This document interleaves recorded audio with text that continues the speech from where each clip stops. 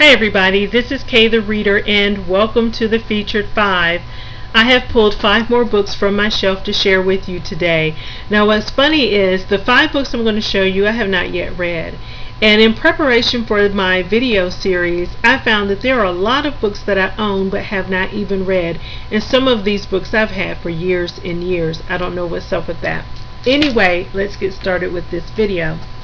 The first book is In the Lake of the Woods by Tim O'Brien, and I'm familiar with the author because I had to read an excerpt of The Things They Carried in a literature class a few years ago, and I enjoyed it.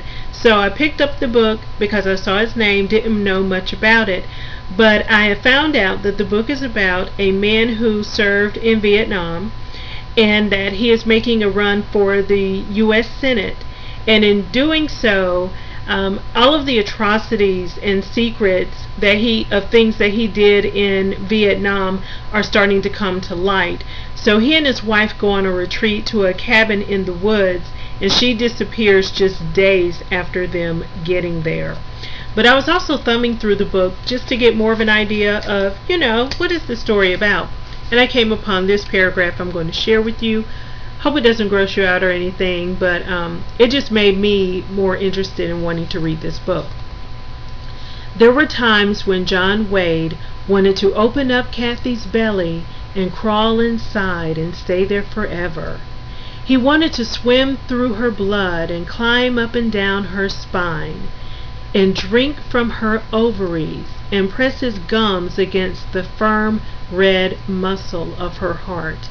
He wanted to suture their lives together. In the Lake of the Woods, Tim O'Brien. Next is a book that is a compilation of stories, poems, songs, voodoo customs, superstitions, stories of black life. Stories that capture the imagination and bring back to life the humor and wisdom that is the unique heritage of American blacks. Mules and Men by Miss Zora Neale Hurston. So I look forward to reading that. Next is The Post Mistress by Sara Blake, and it's about a postmistress named Iris James, the postmistress in coastal Franklin, Massachusetts. She knows more about the townspeople than she will ever say. For example, that Emma Trask has come to marry the town's doctor. Yet one day she does the unthinkable. She slips the letter into her pocket, reads it, and doesn't deliver it. Meanwhile, Frankie Bard broadcasts from overseas.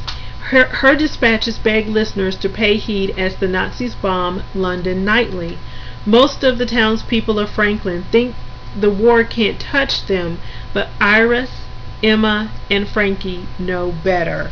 So that is The Post Mistress by Sara Blake. The next book has an absolutely beautiful cover. I love it. By the Light of My Father's Smile, Alice Walker. It says here, Light explores what happens to an entire family when a daughter cannot forgive her father for a single hypocritical, soul-crushing act. It explores the dangerous bonds of fidelity between sisters, lovers, memories. So that is By the Light of My Father's Smile, Alice Walker. And finally we have Dragon Bones by Lisa C. And it's about a Chinese inspector named Hulan, and she is investigating a case that starts at a rally for a controversial cult. It ends suddenly in bloodshed, and an American archaeologist is killed, and the officials want to keep it quiet. And haunting Hulan's investigation is the possible theft of ancient dragon bones that might alter the history of civilization itself.